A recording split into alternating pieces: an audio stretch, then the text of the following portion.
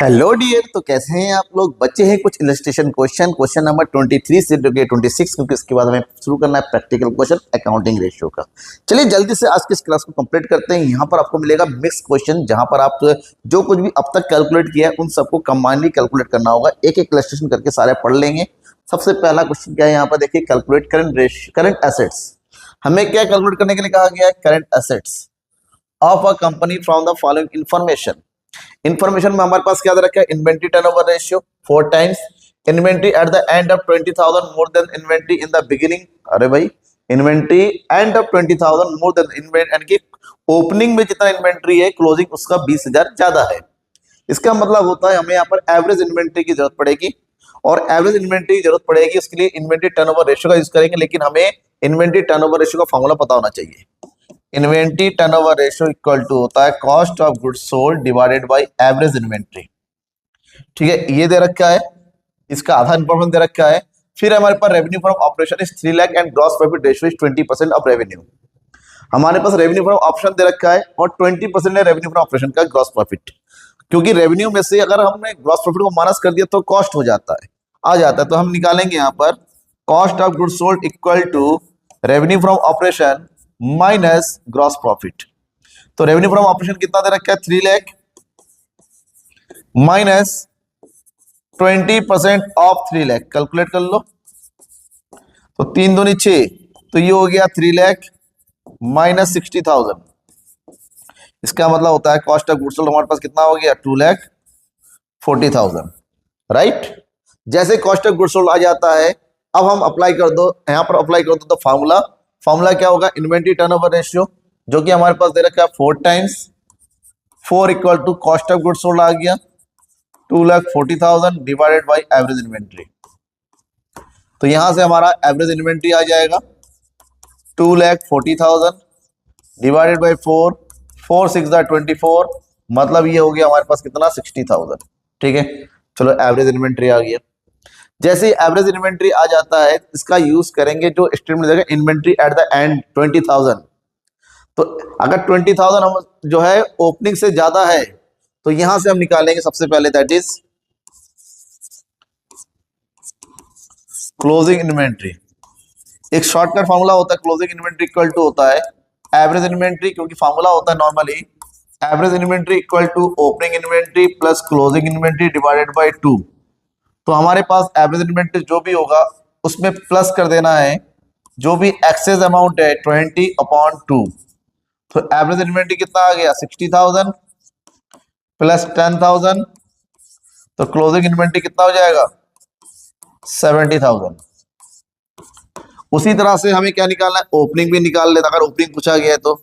फिलहाल हमें यहाँ पर ओपनिंग की जरूरत नहीं है, क्योंकि हमसे पूछा गया करंट एसेट्स, और करंट एसेट्स के लिए हमारे पास जो है करंट लायबिलिटी और क्विक एसेट दे रखा है। तो यहाँ पर ओपनिंग इन्वेंट्री निकालो। ओपनिंग इन्वेंट्री इक्वल हो जाएगा एवरेज इन्वेंट्री प्लस माइनस, क्योंकि ओपनिंग इन्वेंट्री कम है, तो यहाँ आ जाएगा हमारे पास 60,000 माइनस 10,000 इक्वल टू ₹50,000। हालांकि हमें इसकी जरूरत यहाँ पर नहीं पड़ने वाली है।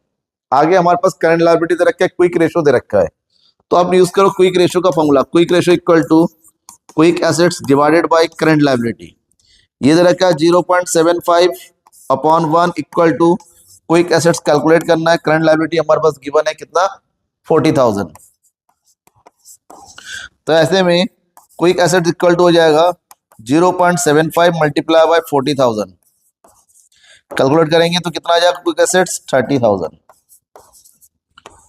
अब हमें नॉर्मली क्वेश्चन में पूछा कि करंट एसेट्स कितना होगा, तो करंट एसेट्स इक्वल टू होता है क्विक एसेट्स प्लस इन्वेंट्री।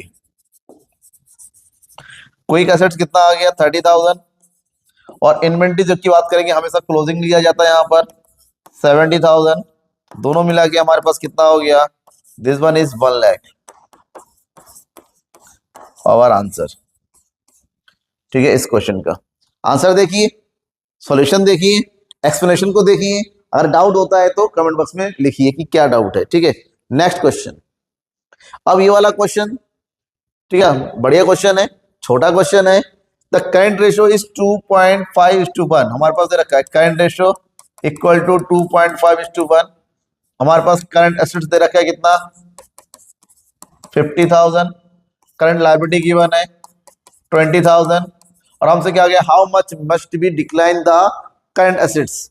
तो हमसे पूछा गया है करंट एसेट्स में कितना डिक्लाइन करेंगे, डिक्लाइन इन करंट एसेट्स हम मान लेते हैं x रुपीस। तो ऐसे में न्यू करंट रेशियो कितना हो जाना चाहिए 2:1। करंट रेशियो को कम करना है तो करंट एसेट्स को भी कम करना पड़ेगा। ऐसे में करंट रेशियो का फॉर्मूला होता है current asset divided by current liability. New ratio कितना हो करना चाहिए 2:1। ऐसे में करंट एसेट्स पुराना 50,000 है, उसमें से x वैल्यू को माइनस कर देंगे, डिवाइडेड बाय लायबिलिटी में कोई चेंज नहीं होना, केवल करंट एसेट्स माइनस करने के लिए कहा गया है। कैलकुलेट करो, ये इधर आ जाएगा 22 40 इक्वल टू 50 माइनस एक्स। तो यहाँ पर x की वैल्यू हो जाएगा 50 माइनस 40 यानी कि 10,000। इसका मतलब होता है करंट एसेट्स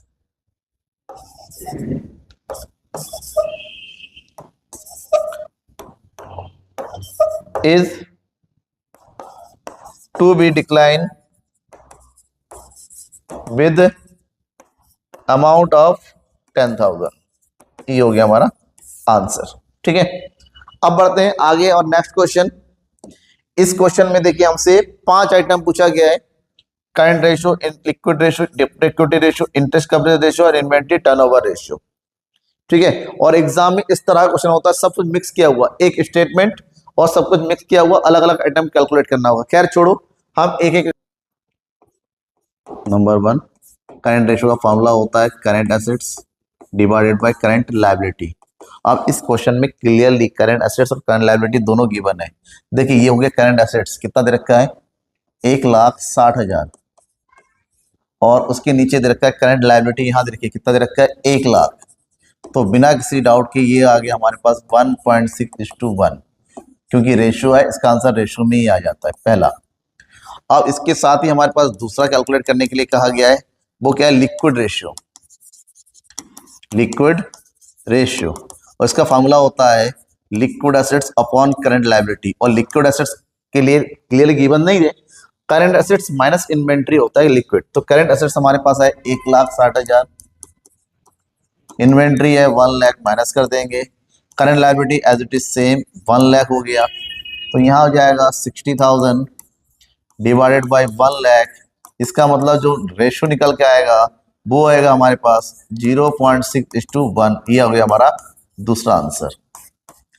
थर्ड पॉइंट जो हमसे पूछा गया है वो क्या है डेब्ट इक्विटी रेशियो। ये हो गया डेब्ट इक्विटी रेशियो। उसका फॉर्मूला होता है डेब्ट अपॉन इक्विटी। इक्विटी का मतलब होता है शेयर होल्डर फंड, जो कि हमारे पास गिवन है, देखिए यहाँ पर 4 लाख। और डेब्ट का मतलब होता है लॉन्ग टर्म लायबिलिटी, जो कि गिवन है कितना 3 लाख। तो 3 लाख से 4 लाख से 3 लाख को डिवाइड कर देंगे तो हमारे पास जो निकल कर आएगा कितना डेब्ट इक्विटी रेशियो है, ये हो गया 0.75:1। ये हो गया हमारा डेब्ट इक्विटी रेशियो, तीसरा आंसर। चौथा पॉइंट हमसे क्या पूछा गया है interest coverage ratio. Interest coverage ratio मतलब हम जो है कितनी जल्दी अपना इंटरेस्ट पेमेंट करते हैं।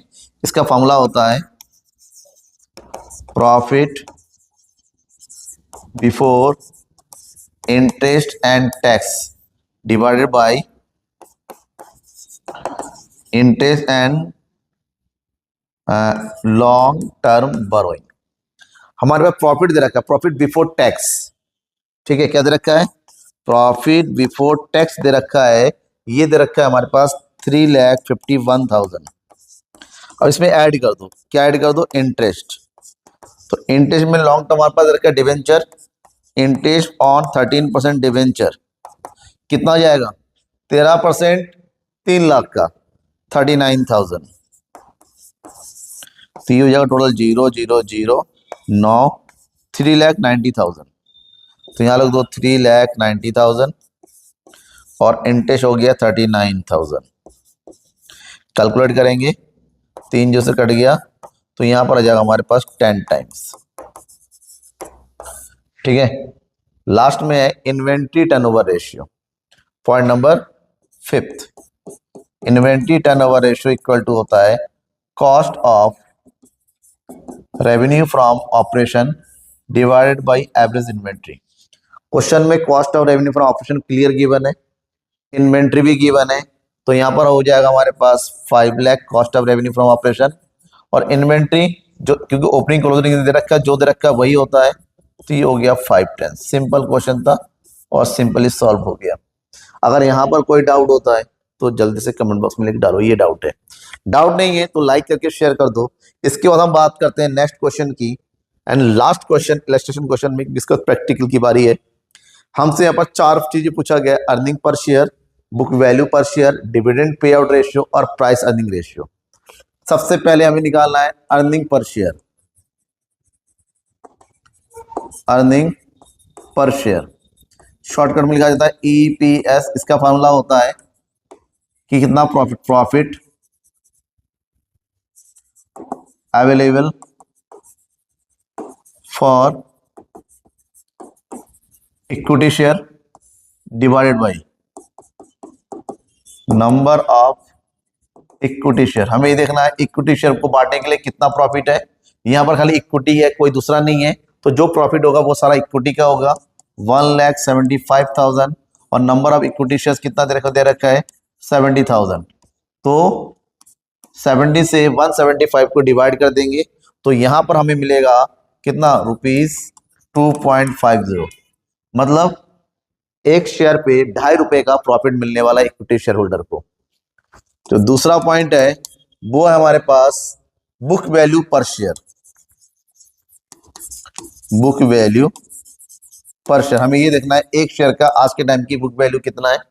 इसको पता करने के लिए हमारे पास देखना पड़ा कितना हमारे पास फंड है, इक्विटी फंड कितना है, दैट इज इक्विटी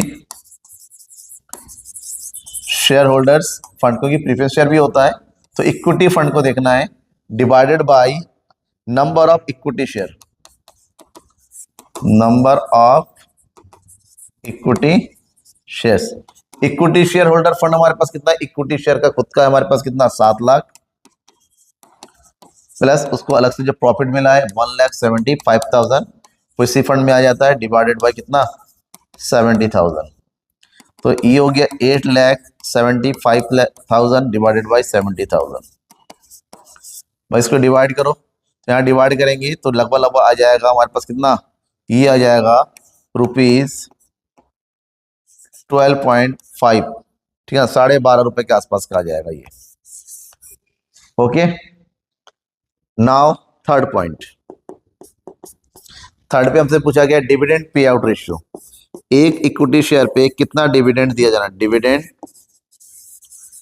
पे आउट रेशियो, रेशियो कितना होगा, परसेंटेज कितना है।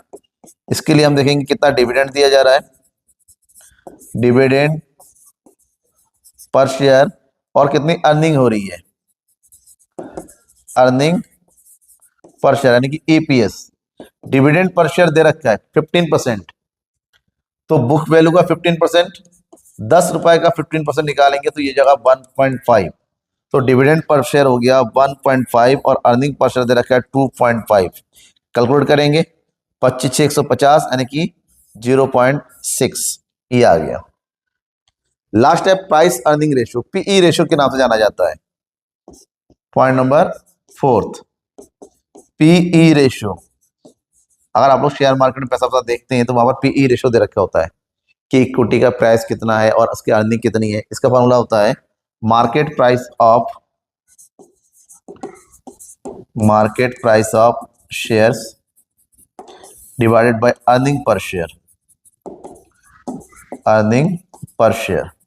मार्केट प्राइस दे रखा है यहाँ पर 13 और अर्निंग है 2.5। ऐसे में जो PE रेशियो होगा कितना हो जाएगा, ये हो गया 25 5 125 25 नहीं 50 5.2। ठीक है, ये हो गया आपका पूरा कंप्लीट सॉल्यूशन। इसके बाद हम बात करेंगे किसकी, प्रैक्टिकल क्वेश्चन की, कल की क्लास से। ठीक है, कल की क्लास से प्रैक्टिकल क्वेश्चन और जल्दी जल्दी वो भी कंप्लीट करेंगे कि वहां पर भी ज्यादा क्वेश्चन नहीं, ओनली 22 क्वेश्चन है, ज्यादा टाइम नहीं लगेगा क्योंकि इसका सबसे इंपॉर्टेंट क्वेश्चन है कैश फ्लो। कैश फ्लो की बात करेंगे उसके बाद। चलो, थैंक यू एंड बाय।